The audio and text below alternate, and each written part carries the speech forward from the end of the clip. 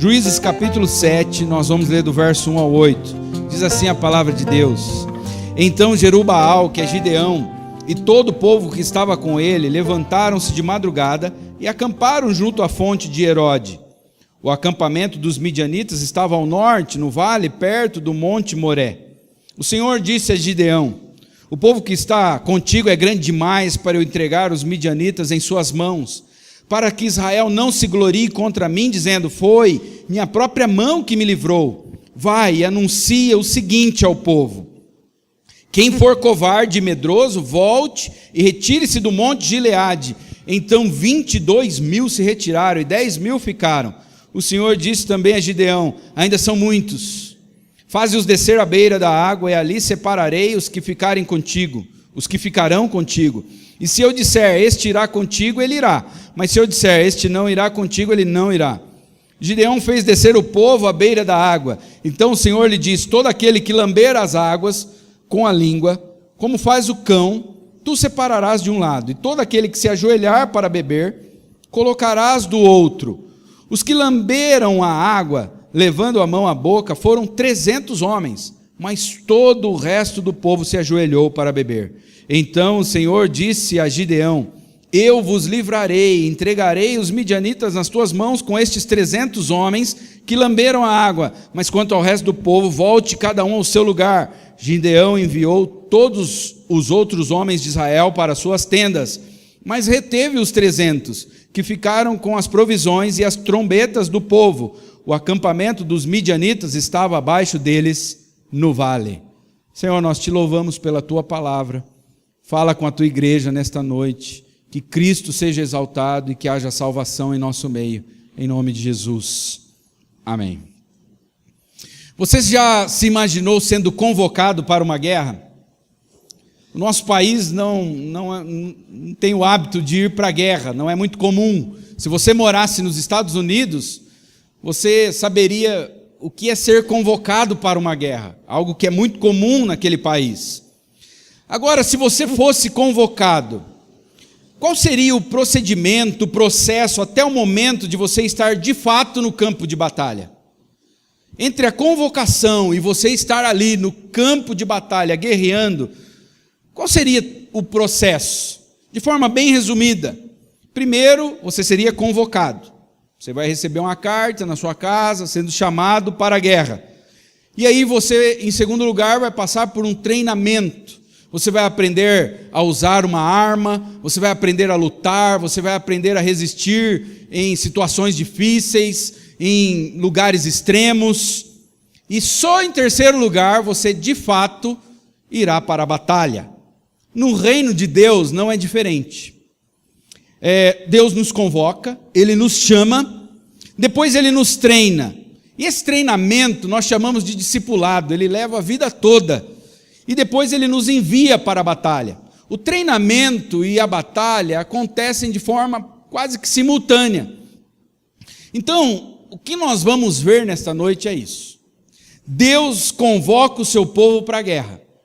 Esse é um texto que fala de guerra, de batalha. Então Deus convoca o seu povo para a guerra, mas para uma guerra que já foi vencida pelo grande general Jesus Cristo. Simples. É isso que nós vamos ver hoje. Deus nos convoca para uma guerra, mas para uma guerra que já foi vencida pelo nosso general Jesus Cristo. Agora, nesse processo da guerra, a primeira coisa que Deus faz conosco em primeiro lugar, Deus nos leva a confiar somente nele.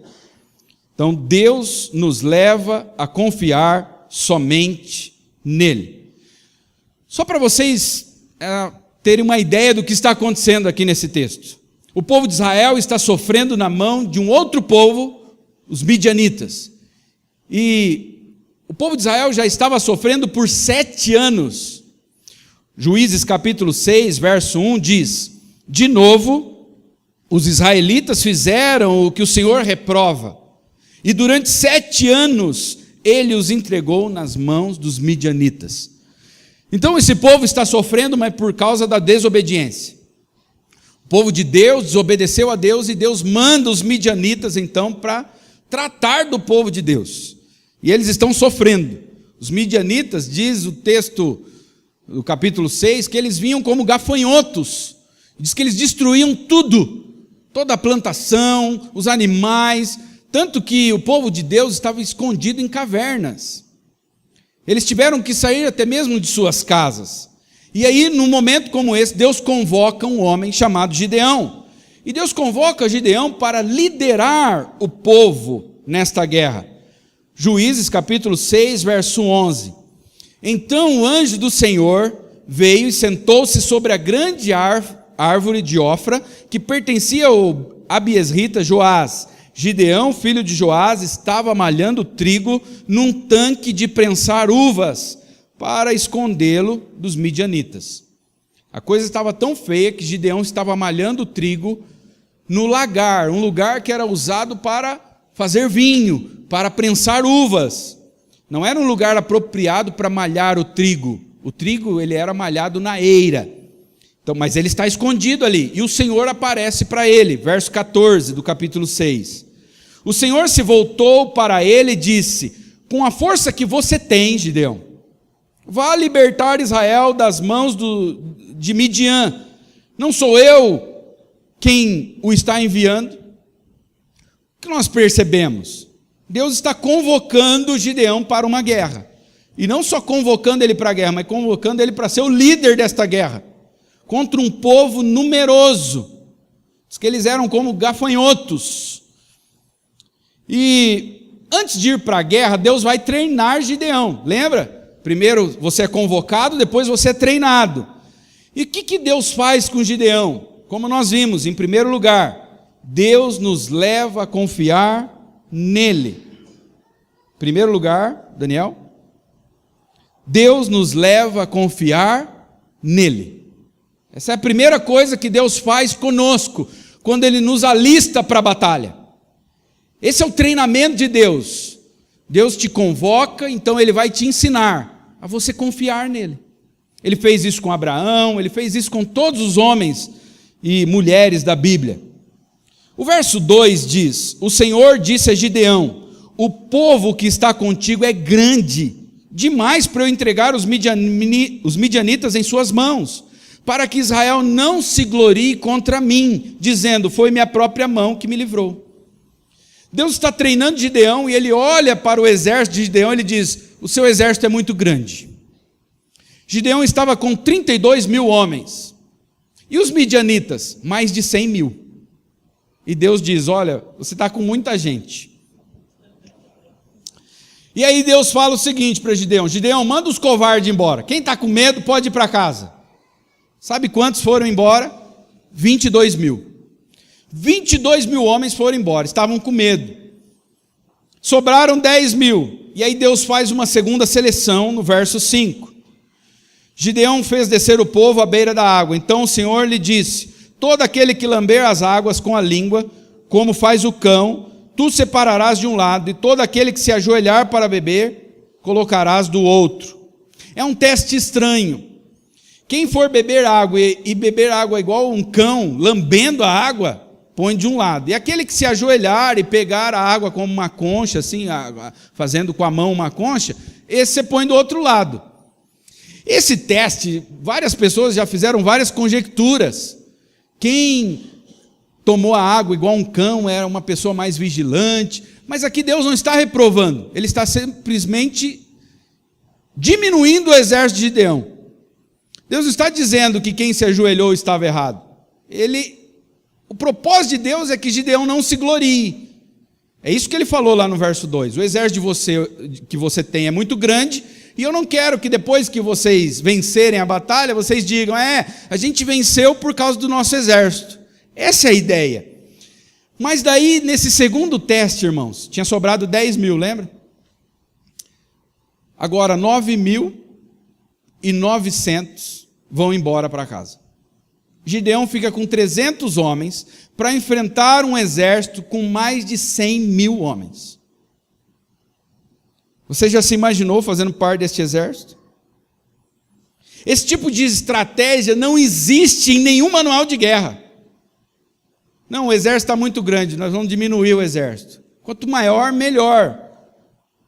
Ao nos preparar para a guerra, Deus quer que confiemos somente nele. Essa é a ideia, este é o treinamento de Deus aqui. Deus quer ensinar a Gideão a confiar nele, em Deus, não no exército. O mundo em que nós vivemos é uma verdadeira guerra. Nós somos ensinados nesta guerra em que nós vivemos neste mundo a confiarmos em nós mesmos. Nós somos ensinados que há uma guerra e nós temos que confiar no nosso potencial, em nossas capacidades. É assim que nós somos ensinados na escola, muitas vezes em casa e até em algumas igrejas. Nós somos ensinados a confiar no nosso potencial. Alguns são ensinados a confiar na beleza. Olha, confie na beleza que você tenha. Esse rosto lindo vai te levar longe. E agora, e quem não tem beleza? Né? Ah, se você não é bonito, então estuda, meu filho.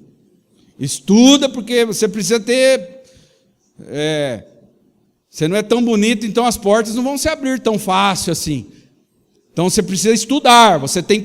Já que você não tem beleza, você não vai se tornar um modelo. Então você estuda. Você não vai ser artista com essa cara aí. Então, estuda. E aqueles que não conseguem estudar? Ah, se você não consegue estudar, então confie no seu talento natural. Vai jogar bola, filho. Você não gosta de estudar, mas você joga bem, então vai jogar bola. Você vai ser um bom jogador. Ah, mas eu não sou bom em bola. Então vai ser vendedor. Você tem um talento natural. Confie no seu talento natural, na comunicação. Seja um bom vendedor. Algumas pessoas têm tino para os negócios. Eu conheço pessoas que não têm faculdade, são empresários e ganham muito dinheiro. Não estudaram. Não estou dizendo que não é para estudar, viu, irmãos? Vai entender errado, hein? Eu estou dizendo que algumas pessoas, quem não tem beleza, confia na destreza. E quem não tem ensino, não tem diploma, confia nas habilidades naturais. É isso que o mundo nos ensina. Se você estiver em uma guerra, isso é normal de se pensar. Se você faz parte de um exército que vai para uma guerra, o que vai te deixar tranquilo?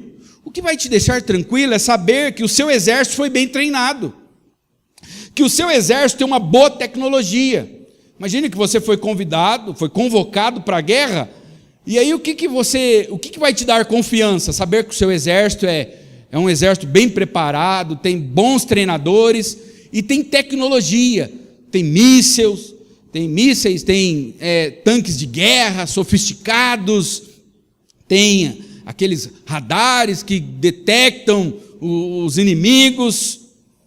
O que vai te trazer confiança se você estiver numa guerra é que o seu exército tem armas potentes. Nós temos uma bomba aqui que explode uma cidade. Isso aí te dá confiança. Fala, estou num exército bom aqui. Nós temos boas armas, nós estamos bem treinados e nós temos tecnologia. E isso vale para todas as áreas da vida. Se você faz parte de um time de futebol, o que te traz confiança? Eu estou num time bom, onde tem jogadores habilidosos, o técnico é bom, o time tem dinheiro, o clube que eu faço parte é um clube forte, que tem bastante verba. Se você está numa empresa, o que você vai pensar? Minha empresa é boa, por quê? Porque ela tem os melhores profissionais, nós temos tecnologia, nós estamos bem no mercado. Mas no exército de Deus, nós somos ensinados a não confiar em nós mesmos. É o contrário. Não confiar também em nenhuma pessoa que não seja o próprio Deus. No mundo aí fora, nós somos ensinados a confiar em nós mesmos e também no outro, no sentido de que o outro vai me levar para um lugar seguro, o outro vai me fazer ser bem-sucedido. Se você está numa empresa de nome e o presidente da empresa é um cara muito capaz, isso dá confiança. Fala, o presidente da minha empresa, ele já foi presidente de outras empresas e toda a empresa que ele assumiu, ela foi bem-sucedida, ela teve grandes lucros. Só que no reino de Deus, nós somos ensinados a não confiar em nós mesmos e nem no outro. E não confiar também em nossos recursos. Ah, mas eu tenho um bom diploma. Deus, Ele não quer que você confie no seu diploma. E Ele não está dizendo que ter diploma é ruim. É algo bom, nós devemos estudar, nós devemos desenvolver nossas habilidades. Mas no reino de Deus, Deus não quer que você confie nas suas habilidades, nos seus recursos, no seu dinheiro, nos seus talentos naturais. E para nós não confiarmos nos nossos recursos, Deus faz duas coisas. Às vezes Ele tira os nossos recursos, como Ele fez com Gideão. Ele acabou com o exército de Gideão. Gideão tinha 32 mil, agora ficou com 300. E às vezes Deus coloca também uma dificuldade em nossas vidas, um sofrimento. Um sofrimento tal que os nossos recursos não têm utilidade nenhuma em relação àquele sofrimento. Por exemplo, o apóstolo Paulo foi um homem que Deus deu grandes revelações para ele. Deu uma capacidade intelectual muito grande, ele era poliglota, ele tinha uma sabedoria muito grande, sabia pregar o evangelho, tinha uma capacidade muito grande, ele tinha muitos recursos. E o que Deus fez para que Paulo não confiasse em seus recursos pessoais? Deus coloca um espinho na carne dele. Olha lá, 2 Coríntios 12, 7.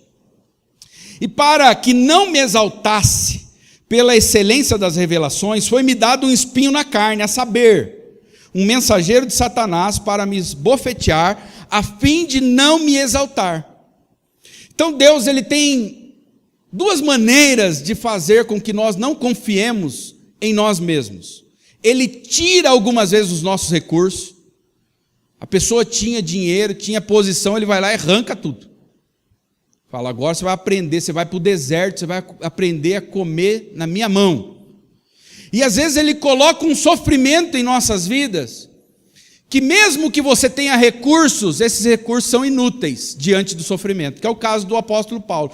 Todo o conhecimento dele, toda a habilidade dele era inútil em relação ao espinho na carne. Tanto que ele ora 3 vezes.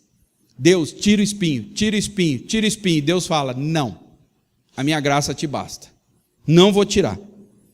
Então Deus tira os nossos recursos e aumenta as nossas dificuldades. Gideão tinha 32 mil, agora tem 300. E por quê? Verso 2. O Senhor disse a Gideão, o povo que está com você é grande demais para eu entregar os midianitas em suas mãos, para que Israel não se glorie contra mim, dizendo, foi a minha própria mão que me livrou. Deus, Ele tira os nossos recursos para que a gente não confie nos recursos. Quando você começa a confiar demais nos recursos, isso se chama idolatria. Quando você confia no seu dinheiro, nos seus diplomas, isso é idolatria. Às vezes Deus tira. Deus tira. Você confia na saúde, Deus vai lá e tira a saúde. Você confia no trabalho, Deus vai lá e tira o trabalho. Você confia no ministério, Deus vai lá e tira o ministério. Por quê? Para que você aprenda a confiar somente nele. Deus não quer que confiemos em nossa espiritualidade, por exemplo. Deus não quer que nós confiemos que nós vamos vencer a guerra porque nós somos super espirituais. Isso é orgulho, isso é vanglória, é uma glória vã. Ele não quer que nós confiemos em nossos dons. Ah, sabe por que eu vou vencer? Porque eu prego bem, porque eu oro bonito, porque eu conheço muito a Bíblia. Não, Deus não quer que nós confiemos em nosso desempenho. E mais uma vez, não estou dizendo que nós não devemos fazer essas coisas. Nós só não devemos confiar nelas. Que a vitória, que as bênçãos de Deus virão em nossas vidas através dos nossos recursos. Deus não divide sua glória com ninguém. Algumas igrejas têm caminhado por este caminho, confiado em seus recursos. Talvez você que está aqui, você tem confiado nos seus recursos, nas suas habilidades. Deus te convocou para a batalha. Você terá que confiar somente em Deus. Você está numa guerra contra o pecado. Você está enfrentando esta guerra contra o pecado. E como que você vai vencer? É no poder do Espírito Santo. É Deus que vai te dar a vitória. Não é porque você é habilidoso. É porque Deus vai te dar a vitória. Isso está em toda a Bíblia. Olhe para Davi, por exemplo. Quando ele vai contra o gigante, o que ele diz? Você vem contra mim com espadas, com lanças, eu vou contra ti com a minha habilidade. É isso que ele disse? Quando Davi enfrenta o gigante Golias? Não, ele disse, eu vou contra ti em nome do Senhor dos Exércitos. E ele não usa armadura. Tentaram colocar uma armadura nele, mas ele não quis. Ele pega uma pedra e derruba um gigante, o maior guerreiro dos filisteus. Você está enfrentando uma guerra no casamento? Você que está aqui hoje. Você está enfrentando uma guerra na sua vida financeira? Você está com um problema de finanças? Você está enfrentando um problema emocional, uma guerra nesta área? Você está enfrentando uma guerra no seu físico? Você está com um problema grave de saúde? Você está enfrentando um problema com seus filhos? Quantas mães estão passando por lutas e que estão aqui hoje? Está enfrentando uma guerra com os filhos. Pode ser que Deus já tirou todos os seus recursos para que você confie somente nele. Pode ser que as dificuldades aumentaram em sua vida para que você não olhe para os seus recursos, mas dependa somente de Deus. Quando Jesus chamou os discípulos, o que ele fez? Ele tirou os recursos. Pedro, chega de barco, de pesca, tudo isso aí, essa empresa é maravilhosa, te dá muito dinheiro, mas eu vou tirar esses recursos de você. Quando Deus chama Mateus, o que ele faz? Mateus, a coletoria é um emprego bom, é um emprego público, você é funcionário público, isso te dá segurança, mas agora eu quero que você deixe tudo e me siga. Vocês têm segurança na família, mas vocês vão andar comigo, vocês vão dormir em lugares difíceis, porque o Filho do Homem não tem nem onde reclinar a cabeça. Deus tira todos os recursos dos discípulos, mas diz o que para eles? Eu vou fazer de vocês guerreiros. Eu vou fazer de vocês pescadores de homens. Cristo disse, eu vou fazer. Não são vocês. Então esse é o nosso primeiro ponto. Deus nos leva a confiar somente nele. Talvez você está passando por um problema difícil, para que você aprenda a confiar somente em Deus. Deus leva o povo de Israel para o deserto, para que o povo aprendesse a confiar somente em Deus. Que Deus ia dar o maná, que Deus ia dar água, que Deus ia suprir eles com roupas. É assim, irmãos, que funciona no reino de Deus. Ele não quer que nós confiemos em nossos recursos, em nossos dons, em nossa espiritualidade. Esse é o primeiro ponto. Em segundo lugar, Deus nos envia para a batalha usando armas nada convencionais. Então ele treinou, agora ele envia para a batalha, certo?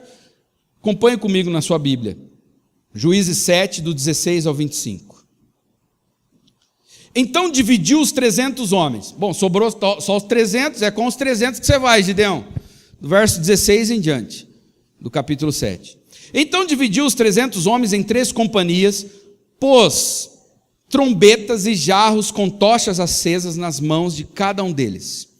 E lhes disse, olhai para mim e fazei como eu fizer. Assim que eu chegar à extremidade do acampamento, fazei o que eu fizer. Quando eu e todos os que estiverem comigo tocarmos a trombeta, tocai também as trombetas ao redor de todo o acampamento e gritai, pelo Senhor e por Gideão. Gideão e os 100 homens que estavam com ele chegaram à extremidade do acampamento, no princípio da vigília da meia-noite, logo depois da troca das sentinelas. Então tocaram as trombetas e despedaçaram os jarros que tinham nas mãos. Assim as 3 companhias tocaram as trombetas e despedaçaram os jarros, segurando com a mão esquerda a tocha e com a direita a trombeta, e gritaram, a espada, pelo Senhor e por Gideão. E cada um permaneceu no seu posto ao redor do acampamento. Então, todos os midianitas, gritando, começaram a fugir. Quando as 300 trombetas foram tocadas, o Senhor fez com que todos no acampamento voltassem a espada uns contra os outros. Mas muitos fugiram até Bet-sita, em direção de Zererá, até os limites de Abel-Meolá, perto de Tabate. Então os homens de Israel, das tribos de Naphtali, de Asser e de todo o Manassés, foram convocados e perseguiram os midianitas. Gideão também enviou mensageiros por toda a região montanhosa de Efraim, dizendo: descei para atacar os midianitas e ocupai as águas deles até Bet-bará, e também o Jordão. Todos os homens de Efraim foram convocados e ocuparam as águas até Bet-bara e também o Jordão. E prenderam 2 líderes dos medianitas, Oreb e Zeebe. Mataram Oreb na rocha de Oreb e Zeebe no tanque de espremer uvas de Zeebe. Veja que quando Gideão foi convocado, ele estava onde? Num tanque de espremer uvas. E agora ele mata o inimigo num tanque de espremer uvas. Você vê a virada, como Deus faz, né? Em seguida perseguiram os midianitas, depois levaram a cabeça de Oreb e de Zeebe a Gideão, que estava do outro lado do Jordão. Então Deus convoca, ensina o seu povo a confiar nele, e agora Deus diz: vão para a guerra, e vocês vão com armas nada convencionais, trombetas, vocês vão usar corneta, jarros e tochas. Você imagina ir para uma guerra com uma arma dessa, com esse tipo de arma. O verso 20 diz: assim as 3 companhias tocaram as trombetas e despedaçaram os jarros, segurando com a mão esquerda a tocha e com a direita a trombeta, e gritaram: a espada, pelo Senhor e pelo Gideão. E os midianitas, o que eles fizeram? Começaram a fugir. Irmãos, olha as armas que eles usaram: uma trombeta, uma jarra e uma tocha de fogo. E o que aconteceu? O verso 22 diz que eles fugiram. Diz que eles fugiram. E na fuga, os midianitas, eles começaram a se matar um ao outro. Provavelmente eles se confundiram. Deus colocou uma confusão neles. Eles acharam que era o inimigo vindo para cima. Uns estavam dormindo, levantaram e acordaram de cara com o outro e começaram a se matar. O que o exército de Deus fez? Em nenhum momento eles usaram a espada, não precisaram. Deus nos envia para a batalha usando armas nada convencionais. Jamais você verá um exército indo para a guerra usando um jarro, uma tocha e uma corneta. Nunca você vai ver uma coisa dessa. Só no reino de Deus isso acontece. Novamente, Deus está ensinando o seu povo que as armas de seu exército, elas são diferentes das armas que a sociedade usa. Se a sua guerra é o desemprego, o que a sociedade diz? Você precisa de mais qualificação. Você não está conseguindo arrumar emprego? Então você precisa fazer uns cursos, meu filho. Você precisa se atualizar. E não, de novo, irmãos, não há nada de errado nisso. Só que não é isso que nós devemos ensinar para os nossos filhos. Primeiramente, nós temos que ensinar os nossos filhos a confiar em Deus. Se a sua guerra é uma doença, o que a sociedade diz? Você precisa de um bom plano de saúde. Você precisa de um bom médico. Se a sua guerra é no casamento, o que a sociedade diz? Você precisa fazer uma viagem, meu filho. Seu casamento está assim porque você precisa apimentar, você precisa melhorar o casamento, tem que viajar. E eu não sou contra essas coisas, mas nós temos que olhar para os nossos filhos. Se eles estiverem passando por um problema de enfermidade, de desemprego, um problema no casamento, nós temos que ensinar a nossa família a confiar nas armas que Deus nos deu. Antes de se dedicar a todas essas outras coisas, nós temos que ensinar os nossos filhos a confiar nas armas espirituais que Deus nos deu. A igreja também tem sido influenciada pela sociedade. Para uma igreja crescer, o que algumas pessoas estão dizendo? Nós precisamos de mais tecnologia, nós precisamos de uma banda melhor, nós precisamos de um estrategista de marketing, nós precisamos de uma pregação que não seja ofensiva. Talvez você que está aqui, que é crente, já deixou de acreditar nas armas de Deus há muito tempo. Deus te deu armas e você já não acredita mais. Talvez você olhe para o seu casamento e pense: eu preciso de mais dinheiro para melhorar meu casamento. Eu preciso de uma viagem. Talvez você olhe para o problema que você está enfrentando com o teu filho e você diga: olha, sabe o que meu filho precisa? De bons amigos. Ele precisa casar. Se meu filho casar, ele vai melhorar. Você já ouviu mãe dizer isso? Ele precisa de uma boa faculdade. E não que ele não precise. Esses dias eu ouvi uma mãe dizendo: meu filho precisa de uma igreja que tenha bastante jovens. Olha as armas que nós estamos acreditando. 2 Coríntios 10:4 diz: as armas com as quais lutamos não são humanas. Pelo contrário, são poderosas em Deus para destruir fortalezas. As armas que Deus nos deu são simples, mas são poderosas. Do que o seu casamento, o seu filho precisa? É do Evangelho, que é a arma mais poderosa que o Evangelho. O apóstolo Paulo disse: eu não me envergonho do Evangelho, porque o Evangelho é o poder de Deus. Seu filho não precisa de uma igreja cheia de jovens, seu filho precisa ter um encontro com Cristo. Seu casamento precisa de Cristo, do Evangelho. Quais outras armas que Deus nos deu? Oração. Antes de nós confiarmos a nossa vida a um médico, nós temos que confiar a nossa vida a Deus em oração. A oração é a arma mais poderosa que Deus nos deu. Leitura da Bíblia, são coisas simples. A ceia do Senhor é uma arma poderosa que nos faz lembrar do que Cristo fez por nós, que dispensa graça em nosso coração, no momento em que estamos participando da ceia. O batismo é uma outra arma, o louvor. Mas eu vou cantar. Vocês não lembram de Paulo e Silas na prisão? O que eles fizeram? Eu preciso de um bom advogado para me tirar da cadeia. Foi isso? Perto da meia-noite, Paulo e Silas começaram a cantar. Diz que houve um terremoto, abriu todas as celas da prisão.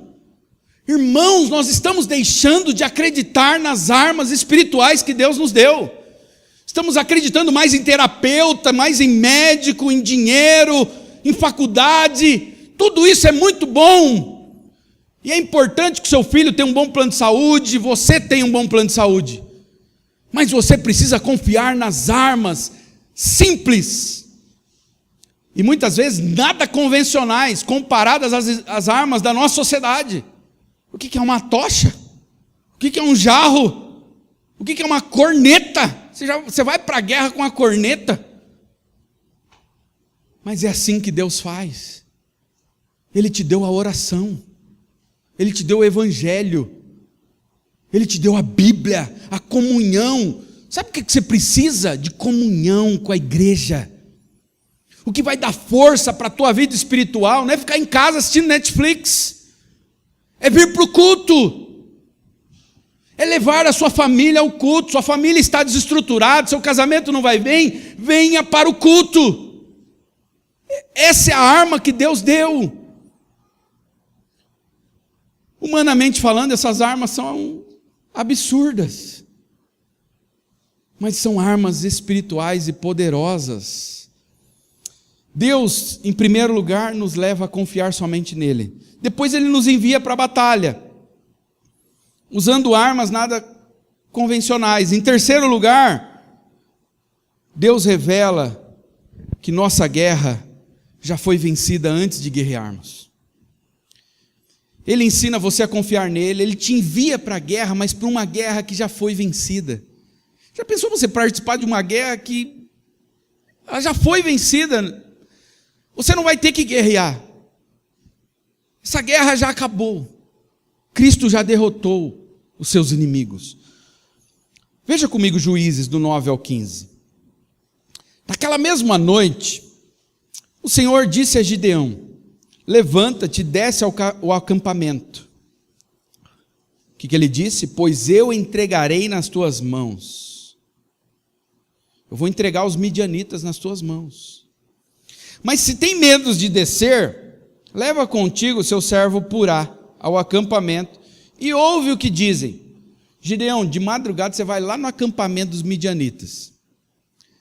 Se disfarça de midianita, desce lá no meio e vai lá que eu vou te mostrar um negócio. Então ele e seu servo Purá desceram até o posto avançado das sentinelas do acampamento. Os midianitas, os amalequitas e todos os outros povos do leste cobriam o vale, como uma multidão de gafanhotos. E os seus camelos eram inumeráveis, como a areia da praia do mar. Olha o tamanho deste exército, do exército inimigo. No momento em que Gideão chegou, um homem estava contando um sonho ao seu companheiro. Gideão chegou no acampamento e aí um midianita está conversando com outro midianita. E o midianita disse para o seu amigo midianita: eu tive um sonho. E Gideão está ali ouvindo.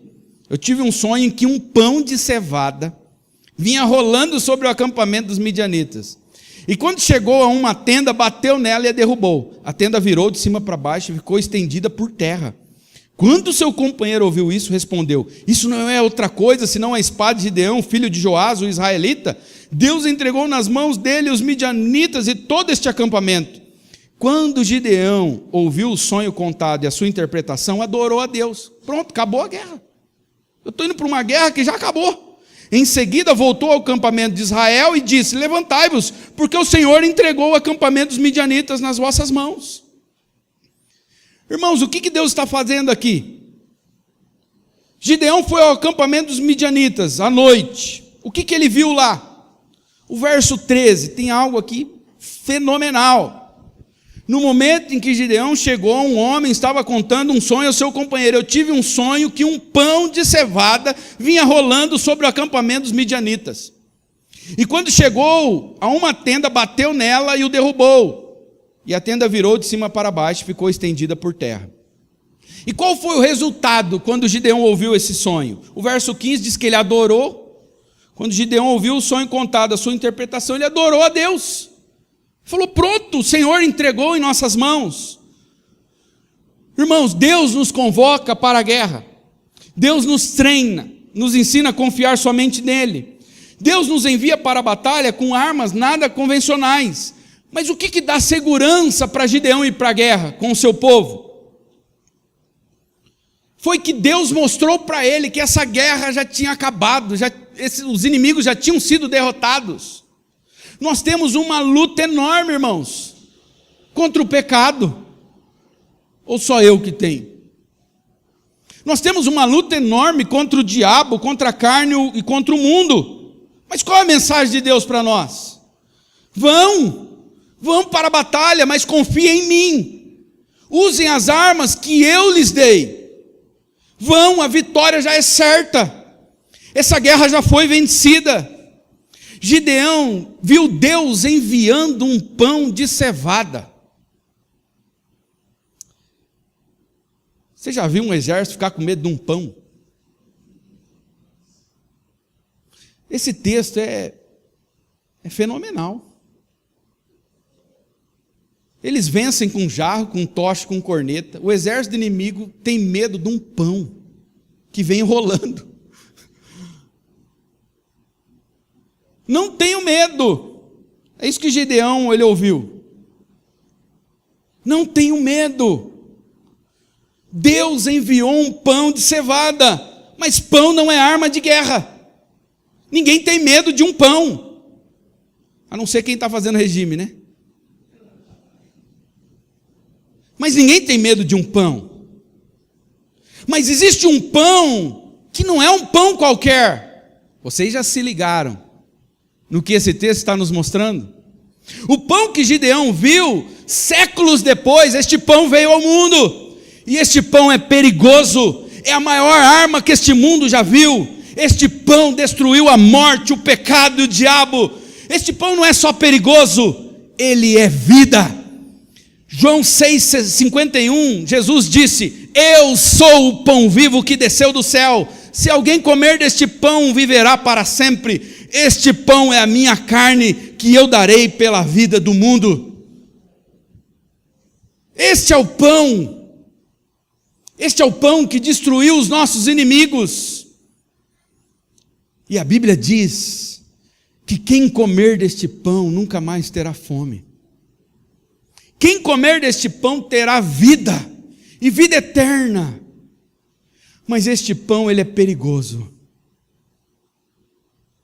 Ele destruiu o inferno, o diabo, a morte. Ele aniquilou o pecado na cruz do Calvário. Este pão, ele foi moído, ele foi partido. Mas ao ser partido, ele matou a morte com a sua vida. Ele matou a morte com a sua morte e com a sua ressurreição. Irmãos, existe uma guerra. Existe uma guerra contra a sua alma. A sua vida está em jogo. O diabo está lutando por sua vida. O pecado está lutando por sua alma. O mundo que jaz do maligno está lutando pela sua alma, para que a sua alma fique a eternidade no inferno. E só existe um jeito de vencer essa guerra. Não é com a sua espiritualidade, não é com os seus dons e nem com a sua moral. Só existe um jeito de vencer a sua guerra, é com o pão que desceu do céu. E ele está aqui nesta noite. Se você comer dele, você terá vida. Vamos orar?